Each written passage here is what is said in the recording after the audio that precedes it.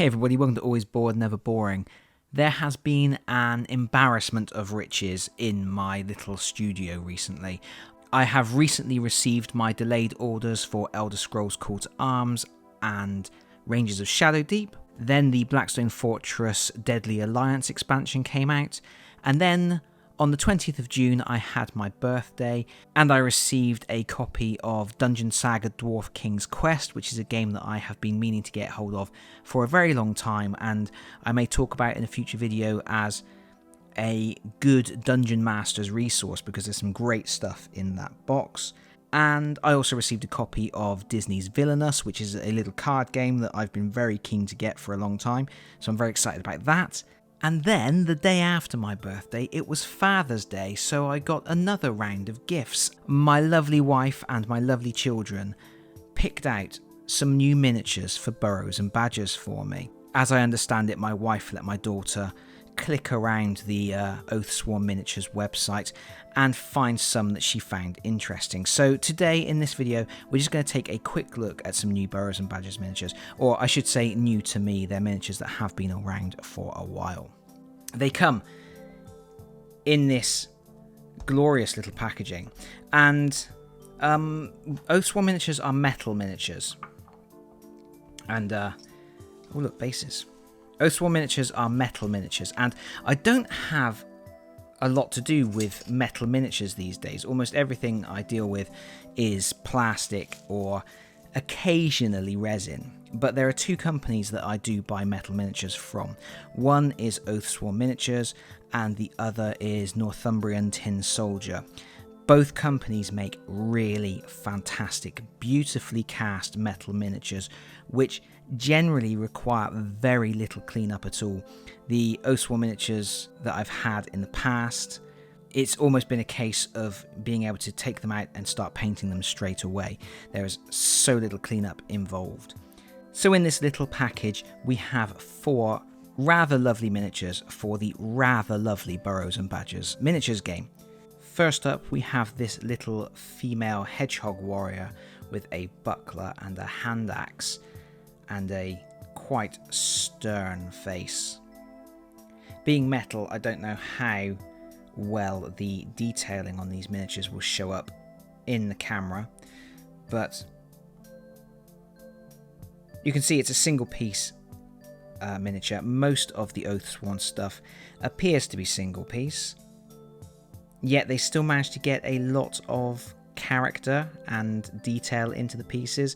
You tend to have slightly less dynamic range when you're casting as single pieces, but they have managed to consistently create miniatures that have character, they have drama within the sculpts themselves. I mean, this certainly looks like a character that means business, not someone you necessarily want to mess with. This little hedgehog will definitely be joining my royalist warband, my evil royalist warband that has gone rogue and is searching for witches in the woods. Next up, we have this incredibly tiny mouse burglar who is carrying a bag of swag and has a small dagger to fend off any assailants. Again, another sculpt that, you know, there's not a lot of dynamic range in its movement, but it's just got lots of character. It's just got that certain pose, that style. You can glance at this miniature and you can immediately read what it is. You can tell it's a burglar. You can tell that it's actually already acquired some loot and is scurrying, hunkered up, trying to avoid detection.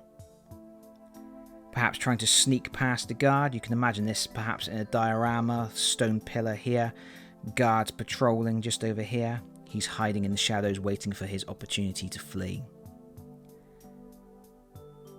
Very nicely done, good detailing, but not overly detailed. I've said this before about Oathsworn Miniatures and indeed Northumbrian Tin Soldier as well.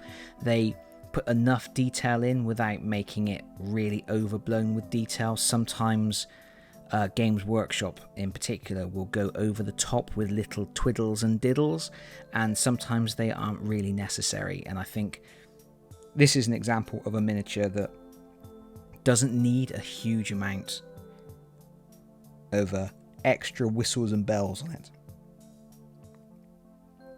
This little chap will be going into my Robin Hood style band of heroic thieves that live out in the woods and protect the witch.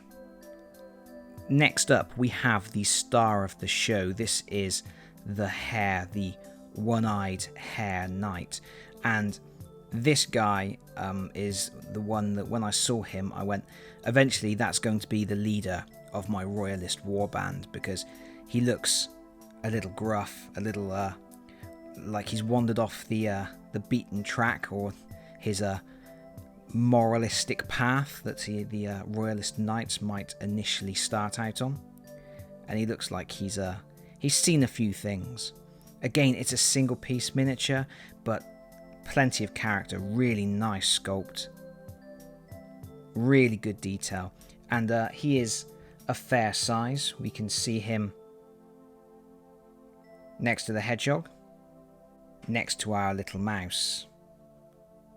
So he will be a suitably imposing figure on the battlefield,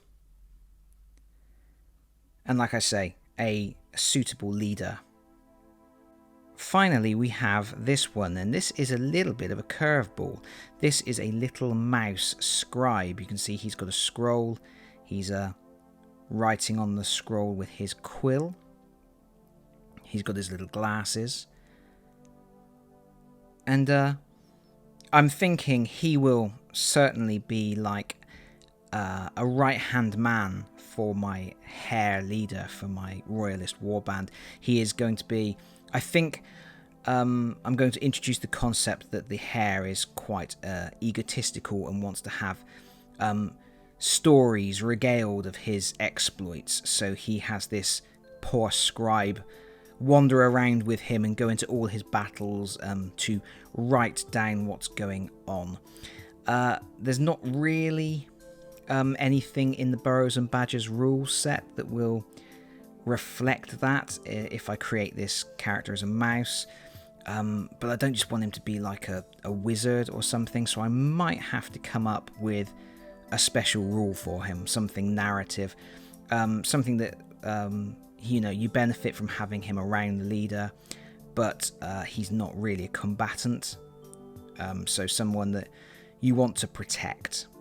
I will need to think about that. I will need to think about how I want to actually add him to the warband, more as a special rule than actually as a combatant in the scenarios. Regardless, really lovely miniature, and again, just loads of narrative in the sculpt itself. Oathsworn Miniatures do fantastic work, and I guess you might be able to see in the video here, hopefully it will show, just very little cleanup required on these at all. They are beautifully cast, beautifully sculpted. I'm just a big fan of the work they do. Really, really excellent. So there we have it, my latest haul of goodies for Burrows and Badgers, or I should say baddies, and a dangerously outnumbered goodie. And that's really all I've got to say right now. Thank you so much for watching this video. If you have liked it, please consider pressing the like button. If you have really liked it, please consider subscribing if you don't already do so, because at some point I'm going to be painting these guys, and there will be videos for that on the channel. Hopefully, I will see you all again very soon.